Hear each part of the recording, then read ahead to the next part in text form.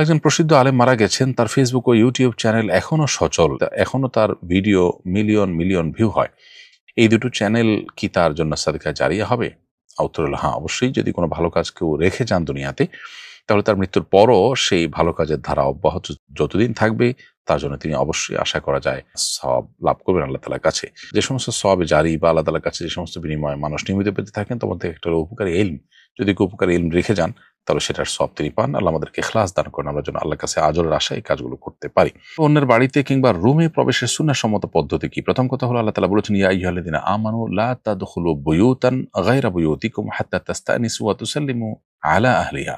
হে ঈমানদারগণ, তোমরা যখন অন্য কারোর বাসা বাড়িতে প্রবেশ করতে যাবে, তখন তাদের অনুমতি প্রার্থনা এবং সালাম দেওয়া ছাড়া প্রবেশ করবে না।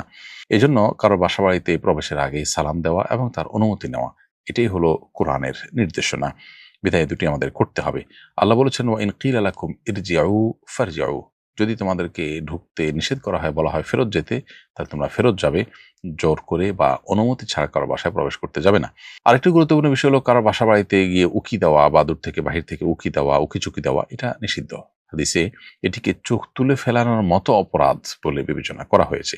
সেজন্য এটা করা যাবে না। দরজার বরাবর দাঁড়িয়ে কারোর প্রাইভেসি লঙ্ঘন হতে পারে সেরকম কাজ করা, বা এক পাশ থেকে আপনার আলতো করে দেখা, চুরি করে, এই জিনিসগুলো নিষিদ্ধ। এমনিতে আপনি নিজের নজরের হেফাজত করে, অনুমতি প্রার্থনা করে সালাম দিয়ে কারোর বাসায় প্রবেশ করবেন, সেটি হলো সুন্নাহ। বাচ্চার সুস্থতার জন্য এতিমখানায় একটি ছাগল দানের মানত করেছিলাম। এখন সম্পূর্ণ ছাগলটাই কি দান করতে হবে, নাকি ছাগলের ভুঁড়ি ইত্যাদি আমরা নিজেরা রেখে দিতে পারবো?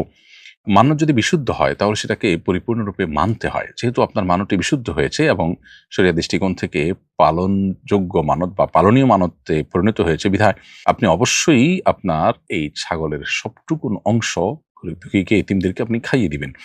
এখানে কোনো কিছু আপনি রাখতে পারবেন না, সেটা হোক ভুঁড়ি বা অন্য কোনো অংশ ছাগলের। দাড়ির মূল অংশ ঠিক রেখে আশেপাশের দাড়ি অনেকে শেভ করে থাকেন, এটা কি শরিয়ত সম্মত? দাড়ি বলতে আপনার এই দুই চোয়ালের যে হাড়ের উপর যেগুলো থাকে, একটু সামনে বা একটু পেছনে বা একদম বরাবর হাড়ের মাঝে, মোটামুটি হাড়কে ঘিরে যে দাড়িগুলো হয়, সেগুলো সবগুলো আসলে রাখতে হবে। এর কোনোটাকে কাটা উচিত নয়, চাষা উচিত নয়। বিধায় এটা যদি কেউ কাটেন, চাষেন, তাহলে সেটা ভুল। বজ্রপাত হওয়ার সময় করণীয় কি? এ সময় করণীয় বিশেষ কোনো আমল আছে কি? বজ্রপাতে প্রায় সময় আমরা শুনতে পাই অনেক মানুষের প্রাণহানি ঘটে, অনেক বিপদের কথা আমরা শুনতে পাই, অনেক দুর্ঘটনার কথা আমরা শুনতে পাই। বজ্রপাতের সময় একজন ইমানদারের দুটি করণীয়ের কথা আমরা বলবো। প্রথম করণীয় হলো সর্বোচ্চ সতর্ক থাকা, যাতে করে তিনি কোনো বিপদের মুখোমুখি না হন, আকস্মিক মৃত্যুর মুখোমুখি যেন না হন। সেজন্য এ বিষয়ে যারা এক্সপার্ট এবং অভিজ্ঞ আছেন, বিভিন্ন গবেষণার আলোকে যারা এ বিষয়ে যে সমস্ত নিরাপত্তা বিষয়ক পরামর্শ দিয়েছেন, টিপস দিয়েছেন, সেগুলোকে মেনে চলা একজন ইমানদারের কর্তব্য। কারণ আল্লাহ তাআলা বলেছেন, ওয়ালা তুলকু বিআইদিকুম ইলা তাহলুকা, তোমরা নিজেদেরকে ধ্বংসের দিকে ঠেলে দিও না। এজন্য আমাদেরকে আত্মরক্ষার জন্য চেষ্টা করতে হবে। বাসাবাড়িতে থাকলে আমরা যেন জানালা, দরজা ইত্যাদি ধরে না থাকি, বারান্দায় যেন না যাই, টেপে পানি দিয়ে আপনার থালা বাসন ধোয়া বা অন্য কোনো গৃহস্থলী কাজে যেন আমরা টেপে যেন আমরা না থাকি, ধাতব কোনো কিছুর স্পর্শে, পানির স্পর্শে যেন আমরা না থাকি, এবং মোবাইল ইত্যাদি চার্জরত অবস্থায় যেন হাতে না থাকে। এই বিষয়গুলোতে তারা আমাদেরকে বিশেষভাবে সতর্ক করে থাকেন। এগুলো আমাদেরকে মেনে চলতে হবে। বাসা বাইরে থাকলে আমাদেরকে তারা পরামর্শ দিয়ে থাকেন, আমরা যেন বাসা বাইরে গেলে, কোনো বাইরে থাকলে কোনো গাছের নিচে বা বিদ্যুতের খুঁটির নিচে যেন আমরা আশ্রয় না নিই, বরং আমরা যেন আপনার নদীতে থাকলে, পুকুরে থাকলে দ্রুততার সাথে যেন আমরা উঠে যাই, এবং ধাতব কোনো বস্তুর থেকে যেন আমরা দূরে থাকি।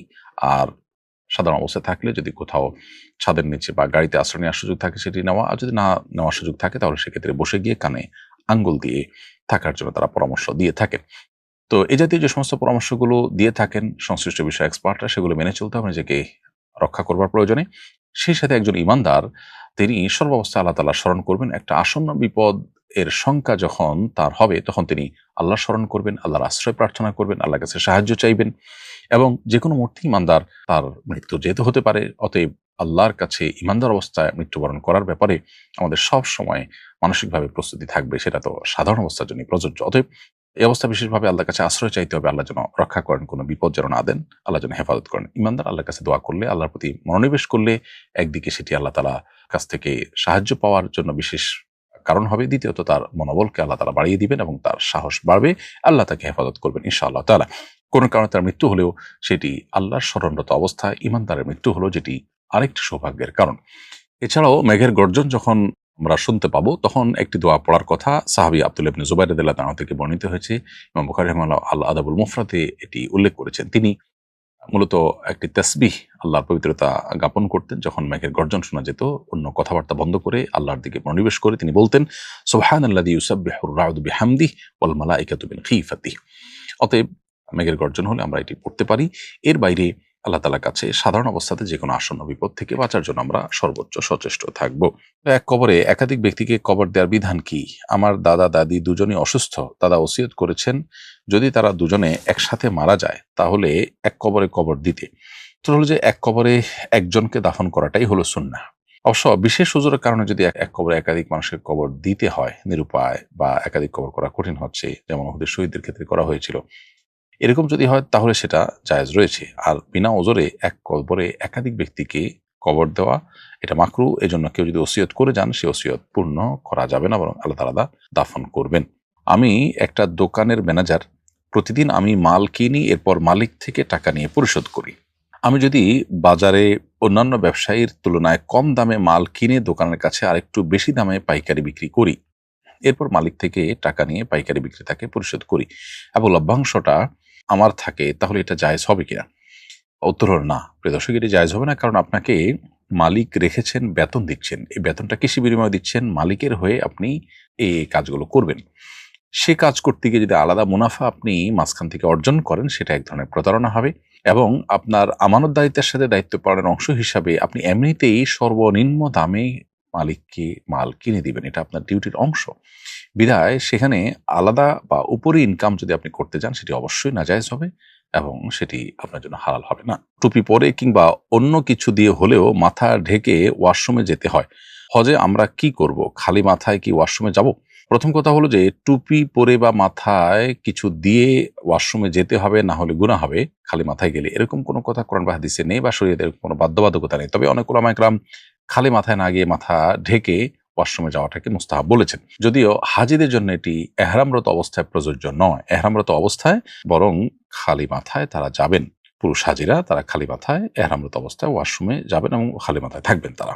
আমার এক আত্মীয় একটি সরকারি প্রতিষ্ঠানে চাকরি নিয়েছেন। চাকরিটা মৌলিকভাবে হালাল। শোনা যাচ্ছে তিনি এই চাকরিটি পেতে ঘুষ দিয়েছেন। তার পক্ষ থেকে দেয়া কোনো উপহার গ্রহণ বা তার উপার্জনের টাকায় কেনা খাবার খাওয়া কি আমাদের জন্য হালাল হবে?